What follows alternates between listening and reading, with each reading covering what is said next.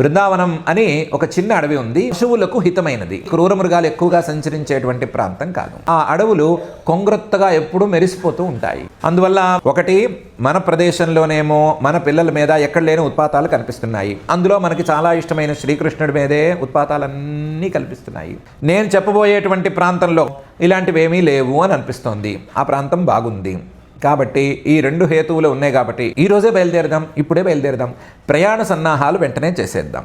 ఈ మాట వినంగానే బాగుంది, నువ్వు చెప్పిన రెండు కారణాలు బాగున్నాయి, ఇక్కడేవో ఉత్పాతాలు కనిపించినాయి, ఇక్కడికంటే అక్కడ బాగుంటుంది, నువ్వు చెప్తున్నావు కదా పెద్దవాడివి, పుణ్యప్రదేశం అంటున్నావు కదా, పోదాం, అక్కడికే పోదాము అని అందరూ ఒప్పేసుకున్నారు. దాంతో ఏం చేశారు, ప్రయాణానికి వెంటనే సిద్ధమన్నారు. అందులో వృద్ధుల్ని, చిన్నపిల్లల్ని, స్త్రీలని, వాళ్ళు ఎక్కవలసిన బళ్ళు విడిగా ఉంటాయి.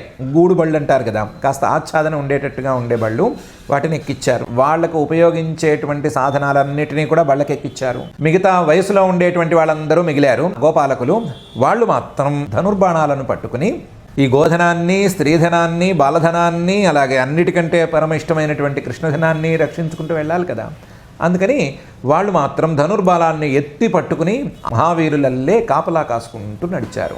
ప్రయాణం ప్రారంభం అయిపోయింది. కూడా వీళ్ళతో పాటే ఉండేటువంటి పురోహితులు కొంతమంది ఉన్నారు. పురోహితులను కూడా బళ్ళెక్కిచ్చి వాళ్ళని కూడా తీసుకెళ్లారు. కృష్ణలీలాశ్రవణంతోనే మొత్తం ప్రయాణమంతా సాగింది. ఆ ప్రయాణం సాగి సాగి సాగి బృందావనానికి చేరింది. ఆ బృందావనం సర్వకాలాల్లోనూ సుఖాన్ని ఇచ్చేటువంటి వనం. సర్వకాలాల్లోనూ, ఆ కాలంలో కాదు ఈ కాలంలో కూడా సుఖాన్ని ఇచ్చేది. అక్కడికి వెళ్ళిన తర్వాత బలరాముడు, కృష్ణుడు మాత్రం చాలా చాలా సంతోషించారు. అసలే బృందావనమాయే. ఆ బృందావనంలో గోవర్ధనాన్ని చూస్తుంటే, బృందావనం నుంచి గోవర్ధనం కనిపిస్తుంటే, అబ్బో బలరామకృష్ణులకి కలిగిన సంతోషం ఇంత అంతా కాదు.